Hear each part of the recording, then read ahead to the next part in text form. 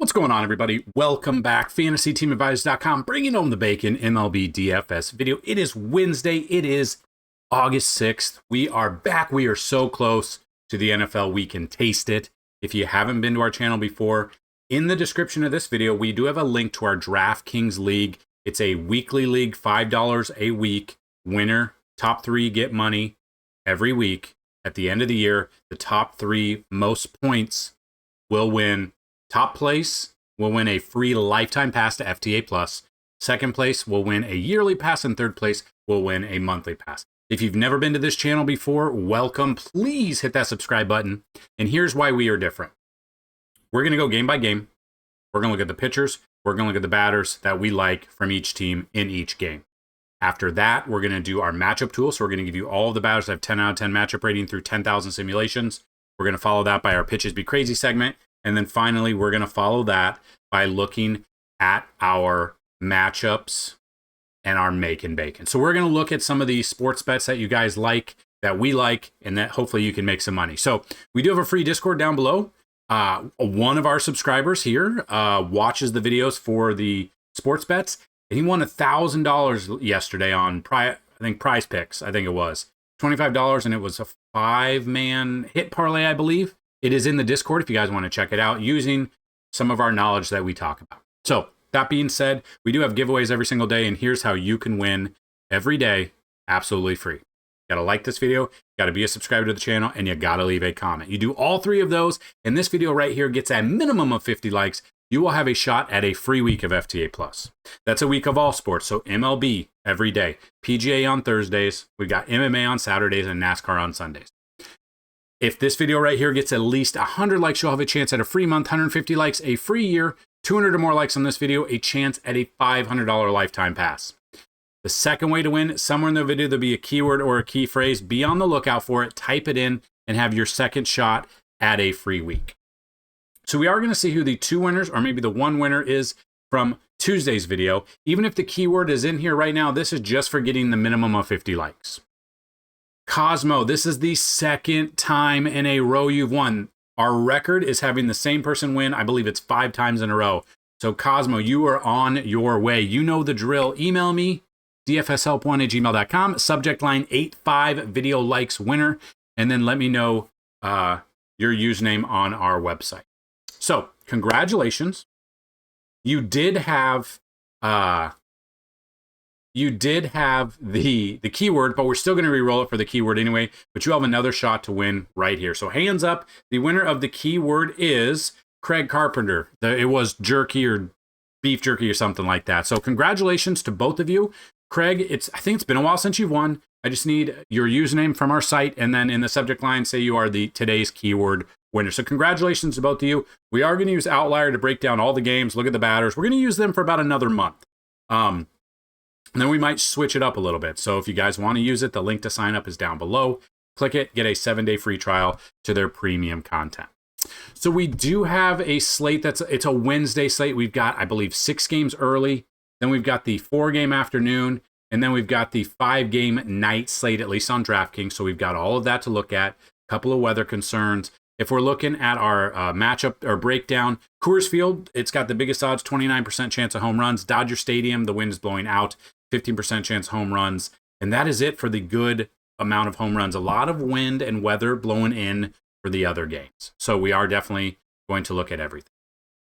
So we are going to take a look at the early slate here. We are going to look at the Giants at the Pirates. You got Robbie Ray versus Andrew Heaney. Now, I thought Andrew Heaney would get traded. Pirates really didn't do a ton of trading outside of David Bednar, which is kind of crazy if you think about it. But we got Robbie Ray, 58 plate appearances, a 356 batting average against him in his career. I do like him a little bit more when he is at home. He does come in with a 2.85 ERA, though. It's in a great matchup here. The Pirates, overall, they don't necessarily have exactly what we're looking at. And you can see bullpen stats here. They are starting to do a little bit more. So we got batter stats, and now we got bullpen stats. So if we look at the batter stats, Pirates against Robbie Ray, you do have Andrew McCutchen with a home run. That is it. If we were to take 3 batters here, maybe you want to go a little bit. Andrew McCutchen batting 292, Brian Reynolds batting 262 against lefties with 6 home runs. Might even look at Peguero. He is going to get a little bit of run now. He should anyway. 9 at-bats, 2 home runs, and 9 at-bats against lefties. Maybe he's that lefty masher. So those are our 3 bats that I would look at if you're not going to go Robbie Ray. Now, if we're going San Francisco bats against Haney, Willy Adames has 2 home runs. Chapman has a home run. Flores has a home run. Elliot Ramos has a home run. Those are basically the guys that I would look at. Jung-Ho Lee does hit lefties. Hit lefties as well. So I would add him to there. That's probably who I'd go with. I'd go with the ones that have had success against Haney. I do really like San Francisco as a stack today. Next game, we've got Baltimore at Philly. Trevor Rogers versus Ranger Suarez. I mean, the way Philly did helped us out on Monday night. I think I would rather go with them again here. I do love Ranger Suarez here. I've got him against Baltimore. And then I would look at Philly bats. Philly bats against Trevor Rogers. Marchand has a home run, but I wouldn't use him. I would use Castellanos. I would use, obviously, Kyle Schwarber. Kyle Schwarber for MVP. Edmundo Sosa has a home run against him. Against left-handed pitching, though, you can see they do very well. I mean, Sosa batting 220 or 329. Castellanos batting 289. I love Harrison Bader here against a lefty. A new addition to this team. Schwarber with 14 home runs, batting 267. 2 of those, I believe. Well, 1 came against a lefty on Monday. I can't remember if the bullpen was a lefty or not. I would look at those guys. That's what I'm looking at. I really don't want anything to do with Baltimore, but if you are going against Suarez, I mean, you could look at Adley. You could look at Kobe Mayo. They don't really hit lefties very well. Tyler O'Neill would be another one. But what I'm going to do in this game, I'm going to go Ranger Suarez, and I'm going to go the Philly bats against Trevor Rogers. So if we go to the next game on this, we've got the Guardians at the Mets. So we've got Gavin Williams versus David Peterson. Gavin Williams, 9 plate appearances. So he's seen 9 plate appearances. It is a pitcher's ballpark, though. So we always like to see that when it is a pitcher's ballpark. It's just a massive outfield at Citi Field. David Peterson's never faced them before. Gavin Williams has only faced 9 at-bats. So you don't really have much going against them. So there's no history between these two, which I usually give a boost to the pitchers. But the way the Mets can hit, and this is kind of what I wanted to look at. So, Mets bats against Williams, haven't seen him. Mets bats against righties this year. You can see all the green on your screen. They hit him very well. Pete Alonso batting 283. He needs, I think, 1 more home run. I think. I can't remember. Either passed or he needs 1 more home run to have the all-time home run for the Mets, which is kind of wild to think about. But he bats 283 with double-digit home runs. Lindor batting 264 with double-digit home runs. Nimmo, Soto. Like, to be honest with you, I kind of like a Mets stack here. Now, I'll let you know when I'm right or wrong. That's kind of why I think we're a little bit different here at FantasyTeamAdvisors.com, because I'll admit when we are wrong about certain things. Other providers, they are never wrong. They always give you the best advice. If you criticize them, they block your comments. We do not do that here. So looking at that, that's kind of what I would look at. Cleveland bats, though, against David Peterson, never faced him before, but we love Jose Ramirez. Now, this is a massive ballpark. I don't know if I'd go a full Cleveland stack here, but J-Ram against lefties batting 345. I would definitely look at him. Angel Martinez batting 313 with 4 home runs. Stephen Kwan batting 259. No home runs against lefties, but I would use those guys. Maybe a little bit of Carlos Santana. I don't mind, but I kind of like David Peterson here, and I kind of like the Mets as a stack in this game. So the next game, we got the Twins at the Tigers, but we do not know who the Twins are going to pitch. And that's basically what it's going to be probably a lot this year. So they traded a ton of people away. We never know who's going to be pitching up until basically the day of, which is crazy. Or even a couple hours before first pitch. So I don't know. I would rather take the Tigers bats, but we really can't look into this game. Then you got Jack Flaherty going against him. In his career against this Twins roster, 26 plate appearances, 217. But Jack Flaherty has not looked good this year. I'm probably avoiding the pitching. Kind of hard to go into this game, but I would look at the Tigers bats, depending if it's a righty or lefty. Riley Green, Colt Keith, Gleyber Torres, Spencer Torkelson. But we can't really cover this game until we know who the pitcher is for the Twins. Or maybe it's a bullpen day, and then anything goes there. So that's kind of where I'm at in this one. Jack Flaherty for tournaments because he has had success, and this is basically a minor league team now. I get that, but, there's still Matt Wallner, Trevor Larnach there. Brooks Lee if he starts. Don't mind Austin Martin. You could get away with a weird kind of Minnesota stack here that people would be off of, but just be cautious about that because, again, I don't know what they're going to do, and I don't know who the pitcher is going to be for Minnesota right now. So we'll move to the next game. We'll go to the Reds at the Cubs. We've got Andrew Abbott versus Cade Horton. Abbott in his career against the Cubs, 78 plate appearance, 224. Problem is, it's in Wrigley. It's a little bit better pitcher ballpark than Cincy. But then you got Cade Horton, who's only faced 2 at-bats against the Reds. So not much going on. Abbott this year has had success. He's 2-0 against the Cubs this year. 0.71 earned runs per 9, 0.79 walk whip. Like, the strikeouts were low, but he has actually had success against them. So if we look at Cade Horton, never seen him before, basically. Cincy against righties, though, they do hit pretty well. Ellie batting over 300 with 14 home runs. I would look at him. Noel V. Marte batting over 300 with 7 home runs. I would look at him. TJ Friedel, if he's in there, 283, 7 home runs. I like that. Like, I'm looking at that. A couple others. Cabrian Hayes batting 242 with 3 home runs. Trevino batting 279, 3 home runs. I don't mind those guys. But I do like Horton. I do like Abbott. I do not like Horton today. Swanson and Turner both have home runs against Andrew Abbott. Against lefties, though, they're kind of good. Like, so he's had their number this year. But if you were to take bats because you think they're going to get him finally, like Kyle Tucker batting 264 with 6 home runs, usually, like the past few years when he was in Houston, we love to take Kyle Tucker against lefties. I would look at him a little bit. I would look at Seiya Suzuki. I would look at Dansby Swanson. Nico Horner batting 330 in 100 at-bats. I would look at those guys. I do like Andrew Abbott here. I do believe he does pitch a little bit better at home, though. So it's always something. He's on the road. The Cubs, I think people are going to be on Abbott, but the Cubs could be a sneaky stack here. And, it depends if Kyle Tucker is going to go or not in this game against a lefty, which it's kind of weird. Some of the splits this year have been a little bit different because guys who usually hit lefties just aren't hitting them as well this year for whatever reason. So we'll move to the next game on this early slate here. We got the Yankees at the Rangers. We got Carlos Rodon versus Jack Leiter. Rodon, 88 plate appearances, 220 batting average. We look at that, and Texas bats against Rodon. Josh Young has a home run. Marcus Semien has a home run. That is it. They really have not had success. And you can see they do not hit lefties well.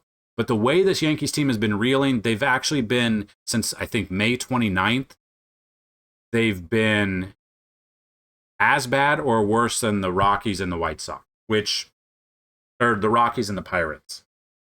Just terrible. It's a very weird, very long, bad stretch. Rodon, maybe he gets it going here. They don't hit lefties well, so very hard to want to take Texas bats against. But then if the bullpen comes in, the bullpen has been trash. Jack Leiter against the Yankees, like he's faced them. Did he face him this year? He did. He has not faced them this year. He does have a 4.10 ERA. So Judge is back at DH. I would look at Grisham. I would look at Judge. I would look at Stanton. My top 3. A couple more, Ryan McMahon and Ben Rice. I do not mind them. I just don't know if Jazz is going to be in there. Goldie's going to be in there. You never know what lineup. The problem is with Boone and the Yankees, it's never the same lineup. Ever. I think it's time to fire Boone. I think it's time to get a new face in there. Someone who might hold people accountable and not baby them. But here we are. So that's your early slate. Those are your games in your early slate. We've now got an afternoon, or your main slate, I should say. We've got an afternoon here, 4-game afternoon slate. We got a game in Coors. We always like to see the game in Coors. Gossman versus Kyle Freeland is what we're looking at here. Weather's not a concern. Problem is the ballpark. So Gossman coming in his career, 52 plate appearances against the Colorado Rockies, giving up a 292 batting average. Did not have a good game against Kansas City. Had a great game against the Yankees in Detroit. Bad game against Toronto. So we look at this. He has not faced the Rockies this year. When he pitches on the road, he has been better. But again, this is Coors. Always something to look at. Gossman for tournaments, I'm okay with. I don't like how he's 9,800 in Coors. That's probably too rich for my blood. Because if you look at this, Gossman is averaging 16.9. On DraftKings, we are looking generally, we are looking for 20 to 30 fantasy points per pitcher on DraftKings, 40 to 50 on Fanduel. He's not averaging that. He's 10,000. Now, I'm not saying he can't have a good game in Coors. I think he's only a tournament option here because he is so expensive. And then you got Kyle Freeland coming in. He's got a 5.26 ERA. At home, he's got a 5.98 ERA. He's just been lit up. He's a lefty. I would not be using him. I would be using Toronto bats. And Toronto bats are going to be the most expensive bats. They're going to be the most owned bats as well. Freeland, 2-11 record. We come down here, Toronto bats against Freeland. Like Varsho does have a home run, but that is it. Against lefties, though, like Ernie Clement batting 339 would be a cheap Toronto option. Vladdy batting 333, I don't mind that whatsoever. Couple more I would look at. Bo Bichette in Coors, I would definitely look at. Addison Barger is another one. And if you want a fifth one, if Heineman is in there batting 441 against lefties, I like that. Or if it's Alejandro Kirk, he's still batting 295. So I'm looking at a full stack there. If you want to go Colorado against Gossman because the ownership should be low, like I would look at Hunter Goodman batting 292 with 15 home runs against righties for sure. Mickey Moniak batting 275 with 16 bombs. Tyler Freeman batting 340 be my third. Couple more. Depending, Jordan Beck would be another one, and Warming Bernabel would be another one that I'm looking at. So I'm avoiding the pitching in this one. I will look at the bats. Toronto obviously gets my full attention, but Colorado makes a little bit of sense as well. So we'll move to the next one. Tampa Bay at Toronto. We got Fog. Must be that Canada again. Boz versus Tyler Anderson. Shane has not hit value since July 1st. It's been a minute. I don't trust him because I don't like how the color of his facial hair. Too light. He has had success against the Angels though this year. 7 innings, 6 Ks, got 19.6. Splits wise, when he pitches on the road, he does have a better ERA. So I don't mind him at 9K. A little bit, wish we had breakdown of how pitchers do in night games or day games, but we do not. Then you got Tyler Anderson. I don't mind Tyler Anderson as a sneaky option at 6,200 because Tampa Bay's offense has been bad. But when he pitches at home, he's got a 347. In his career, 38 plate appearances, 270 batting average against Tampa Bay. So they're always there. It's not good. It's not bad. It's just, I think both pitchers are tournament-only options because I could see you stacking both sides. So if I'm looking at Tampa Bay bats to stack against Anderson, no one has a home run. Against lefties, they really don't do very well. Chandler Simpson, Taylor Walls, Yandy Diaz, Junior Caminero, like they don't hit lefties very well. So that's where Tyler Anderson might be a sneaky tournament option. Then the Angels bats against Baz. Just kind of looking at that and seeing what they have to offer. We could see that, but no home runs against righties. The Angels hit very well against righties. I would be looking at probably Taylor Ward, who's got 20 bombs. Mike Trout, 233 with 17. If you don't want to pay for them, Joe Adell at 16 home runs, I'm okay with. Zach Neto batting 291 with 11 home runs. Yohan Moncada could be sneaky, 230 batting average with 8 home runs as well. I think both pitchers are a tournament option. I think if you're going to stack, it's probably the Angels as an offensive stack. I do not trust Tampa Bay as much. Now, I could be wrong. Just giving you, this is your first look. We've done 10,000 sims about an hour or so before first pitch for the main slate. That's when we do updated 20,000 sims. I just don't trust them right now. Offensive-wise, it would be the Angels over Tampa Bay. So now we got St. Louis at the Dodgers. You got Matt Liberatore versus Shohei Ohtani. My question is, how long is Shohei going to be pitching? You're not getting him which is crazy, but he doesn't accrue points for pitching. Which, don't list him as a starting pitcher then. So Ohtani, you can't use him as a pitcher. Liberatore comes in, really has not hit value since June 29th. I don't trust him splits-wise when he's on the road. He is better on the road. Liberatore for tournaments, okay, because he'll be off of it. Obviously, you can't use Ohtani. At least on DraftKings, you can't use Ohtani. So it really depends on what we've got going on there. So if we are looking at the bats against Ohtani, Nolan Gorman does have a home run. They do hit righties better, and we don't know how long he's going to be in the game. So it gets out of him in maybe 4 innings. Then boom, it's the bullpen, and then they could go to the bullpen. But I'd look at Brendan Donovan batting 309. I would look at Lars Nootbaar batting 237, but does have 10 home runs. Wilson Contreras batting 248 with 10 home runs. Alec Burleson 296 with 12 home runs is where I would start there. Dodgers bats against Liberatore haven't had success much. Against lefties, we're always using Andy Pages. We're always using Teoscar Hernandez. If Alex Call is in there, he'll be a cheap option. I don't trust Mookie Betts till he starts hitting consistent. Will Smith batting 291 against lefties, I don't mind. Ohtani batting 285 with multiple home runs, I don't mind that either. But a couple of cheaper options, Pages and Call could be sneakier. Miguel Rojas could be too.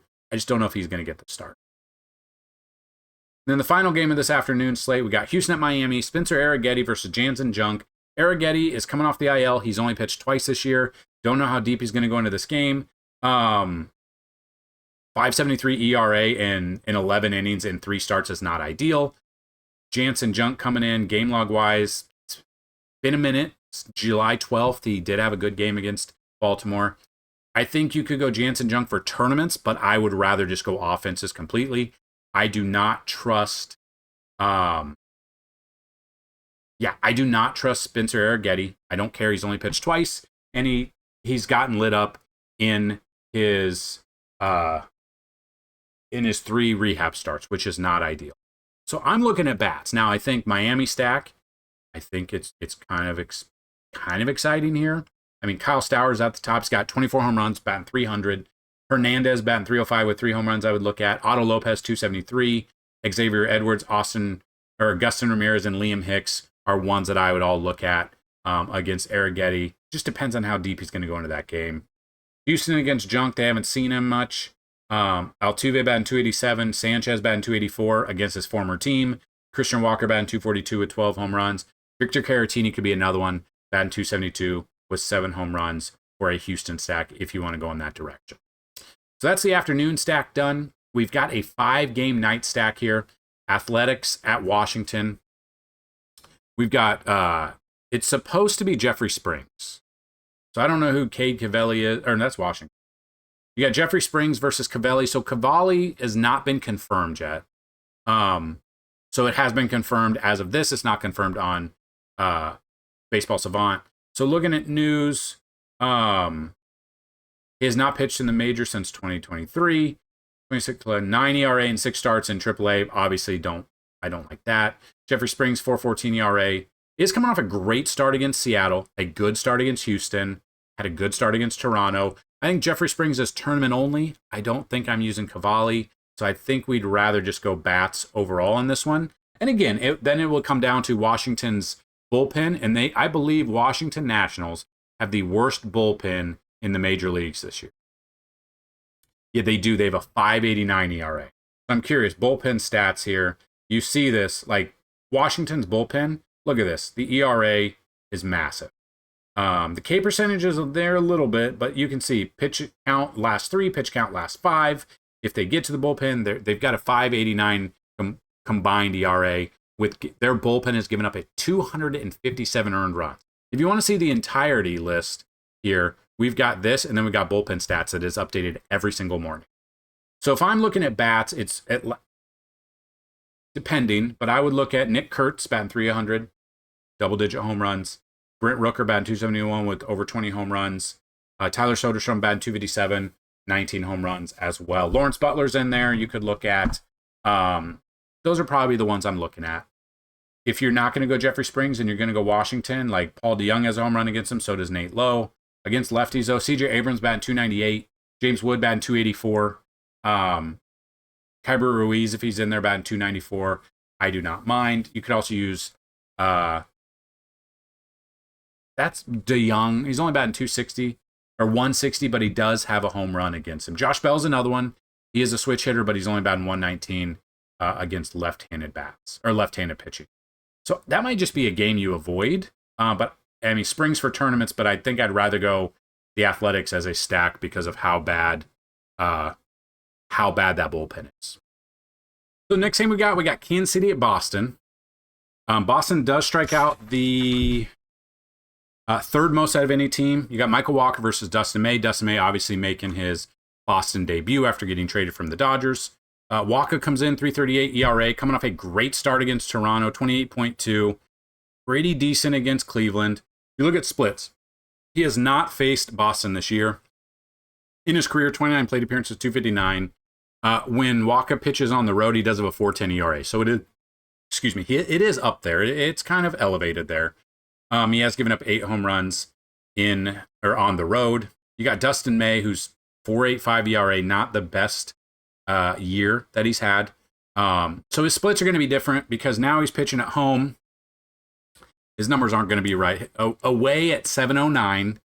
If you think about it, he got traded, so technically his first start here is, in his mind, an away game. But the crowd's behind him. So it just depends on the mindset. So he still has a very high ERA on the road, if you want to consider that a road game, because he's never pitched here as a home team.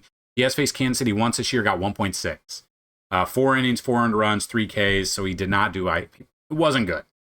I'm probably avoiding the pitching in this one. I'd rather go the bats. If you want to go with anybody, you could look at Michael Wacha, because he's had a little bit of success against Boston this year, and or he's had success, and Boston strikes out the third most of any team, but at home they only strike out 7.86 times per game. So that's the only thing. He hasn't faced them this year. So if you're just going to go bats instead, like Kansas City bats against May, Bobby Witt does have a home run. Against righties this year, I would look at Bobby Witt Jr. I would look at Mike Yastrzemski. I would definitely look at Vinny Pasquantino, Sal Perez, who's got 18 home runs. Depends, maybe a bit of Jonathan India, maybe. Kyle Isbell's another one. It just depends on the lineup that comes out. And then Boston against Wacha, like Abraham Toro is the only one with a home run. So that is it there against Michael Wacha. Against righties, you can see, like, the ones I would use, Jarren Duran batting 294 with double-digit home runs. Wilyer Abreu batting 255 with 19 home runs. Trevor Story is another one I'm looking at, 251 with 13 home runs. Rafaela is another one, and maybe Alex Bregman against Kansas City. So I'm avoiding the pitching in this one. I would look at the bats. I do give the slight edge to the Red Sox bats. They just do better at home. And Michael Wacha is one of those where he makes sense as a tournament option, but he's 7,400, so he's a little bit cheaper, but he's only averaging 14 fantasy points a game, which, again, we need 20 plus to feel real comfortable building lineups. Milwaukee at Atlanta is the one game today that does have some weather concerns. You got Spencer Strider versus Jose Quintana. Quintana, 119 plate appearances against the Braves in his career, 327 batting average. And then Spencer Strider, 6 plate appearances, really hasn't seen him. Strider's been up and down. Not really a good game against Kansas City. Not really a good game against San Francisco. Great game against the Yankees. Great game against the Athletics.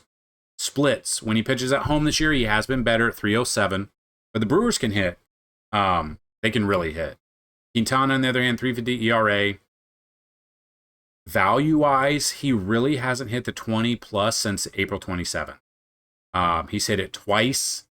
Splits-wise, when he pitches on the road, he is better on the road, and he's 7,700, so he is considerably cheaper. He's not averaging much. So I don't mind both pitchers for tournaments, or GPPs, whatever you want to call them. But if we do want to look at the bats, we can always look at the bats there. Maybe feel a little bit better with taking certain people. So if we look at Milwaukee bats against Strider, again, they really have never seen him. Against right-handed pitching this year, they don't hit the best, but I mean, you could still look at Christian Yelich batting 280 with 19 home runs. You could look at Isaac Collins batting 306 with 2 home runs. You could look a little bit, maybe William Contreras batting 258 with 7 home runs, if you're trying to stack in that situation. Atlanta bats against Quintana, like Ozzie Albies is 8 for 16. 3 of those 8 hits are home runs. Makes sense. Ozuna in 26 at-bats, batting 423 with a home run. You've got Jerks and Profar with a home run and Matt Olson with a home run. This year against lefties, I would look at Ozzie Albies batting 241. I would look at Jerks and Profar batting 276. Austin Riley batting 260 with 4 bombs. Matt Olson batting 270 with 4. Drake Baldwin batting 295. Sean Murphy only batting 217 but has 7 home runs. It'll really depend on which catcher is catching for the Braves there. So if I'm taking a pitcher, I feel a little bit more comfortable with Strider. But the weather might, hopefully we don't get screwed over by the game starting for an inning, pitchers coming in, and then boom, long rain delay, then it's a bullpen game. So that's the only thing I'm a little bit weary of or leery of. So check that out. So we got San Diego at the Diamondbacks. You got Nestor Cortez making his debut for the Padres versus Anthony DeSclafani, both former Yankees pitchers. DeSclafani never made it to the majors with them, but he did sign a minor league contract with them. Cortez has not pitched since April 3rd. Got lit up by the Yankees on opening weekend, dominated Cincinnati, and then has been on the IL since. Yeah, I'm trying to look. July, he had a 1 ERA in 18 innings, so he's been decent. It's in Arizona, though, and they can hit. They just don't hit lefties as well. Then you got DeSclafani coming in. And we look at him coming off a terrible start against the Athletics, minus 8.15, 17.2, 10.35. Yeah, I mean, splits wise, he has faced San Diego once this year, only 2.1 innings. Hasn't seen him. Pitching at home, 556 in this ballpark. I'm probably avoiding the pitching altogether, but I do believe, I don't think Arizona hits lefties very well. Let's check it out. Arizona against Cortez. No one has a home run, but against lefties this year, I mean, decent. Lourdes Gurriel Jr. batting 291 I would look at. I would look at Geraldo Perdomo. I would look at Ketel Marte. You could look at Alec Thomas or Corbin Carroll. But Nestor Cortez for tournaments, I don't mind, but I don't know how deep he's going to go into the game because he's only pitched 2 major league games this year. San Diego bats against DeSclafani. Elias Diaz has 2 home runs. Fernando Tatis has 2 home runs. And Machado has 1. Against righties, I mean, yeah, they absolutely dominate. I don't trust DeSclafani. If I were to go here, it's Tatis, it's Machado, it's O'Hearn, it's Laureano. Like, this feels like San Diego feels like one of those where I love this ballpark here. I think we look at San Diego as multiple different stacks. I like more than 5 people, hitters on this team. We can only stack a total of 5. I would look at multiple different stacks, just kind of get Colorado as different stacks here, depending. But hopefully DeSclafani stays in enough where San Diego can put up like 8 runs in the first inning and they don't take him out and we get what we need out of that. And then the final game, the White Sox at the Mariners. We've got George Kirby versus Jonathan Cannon. Kirby has back-to-back 26-plus fantasy points. We love to see it. Does have a 4.12 ERA, though. Splits-wise, he has not faced the White Sox this year. In his career, 19 plate appearance, 278, so not much. When he pitches at home, he does have a 3.43, so he is better. I would look at him. Cannon coming in. Really has not hit value. 20-plus. May 13th and April 26th. Splits-wise, when he's away, he's got a 4.94. So, yeah, I'm looking at Kirby pitching, and I'm looking at the Mariners bats against Cannon or against righties. I'm stacking them. Josh Naylor, Eugenio Suarez, J-Rod, Arozarena, JP Crawford's another one, Dylan Moore. I honestly, Cal Raleigh, like, I feel like my top 2 stacks as of right now through 10,000 sims, Mariners, Padres, multiple different stacks of them. So that's where I'm going. I do not trust Cannon at all. I do not trust this ballpark to hold the ball in for the Mariners. We'll see, but that's where I'm looking at in this one. So there you go. Those are all 15 games covered. If you guys enjoyed it, let me know.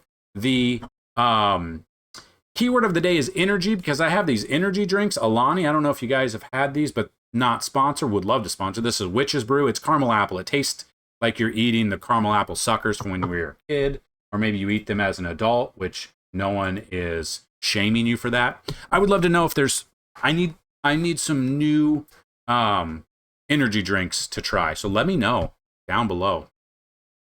So now we're going to do all of our matchup tool, all of the batters that have a 10 out of 10 matchup rating right now. The record is 38. Probably never going to beat that, but here we go. Number 1 is Ohtani. 2 is Aaron Judge. 3 is Vladdy. 4 is Fernando Tatis Jr. 5 is Alejandro Kirk. 6 is Ty France. 7 is Bo Bichette. 8, Bobby Witt Jr. 9, Michael Garcia. 10, Addison Barger. 11 is Will Smith. 12, Ernie Clement. 13, Jose Ramirez. 14, Vinny Pasquantino. 15, Kyle Tucker. 16, Geraldo Perdomo. 17, Max Muncy. 18, Rafael Devers. 19, Willie Adames. 20, Juan Soto. 21, Matt Olson. 22, Carson Kelly. 23, Josh Naylor. 24, Jurickson Profar. 25 is Ozzie Albies. 26, Jorge Polanco. 27, Stephen Kwan. And 28, Gerard Encarnacion for the San Francisco Giants. So obviously, first 10,000 sims loves Toronto and Coors. That should not be a big deal. Or shouldn't be a surprise. They love Kansas City against Dustin May. A little bit of San Francisco as well. So pitchers be crazy. We've got, what this is these are the bottom 5 teams that strike out the most, and the pitchers going against them. Shane Baz at the Angels. Angels strike out 9.64 times per game, 9.5 at home. Number 2 is Kevin Gossman at Colorado, which always comes with a risk in Coors. 9.58 times per game. Colorado strikes out 9.07 at home.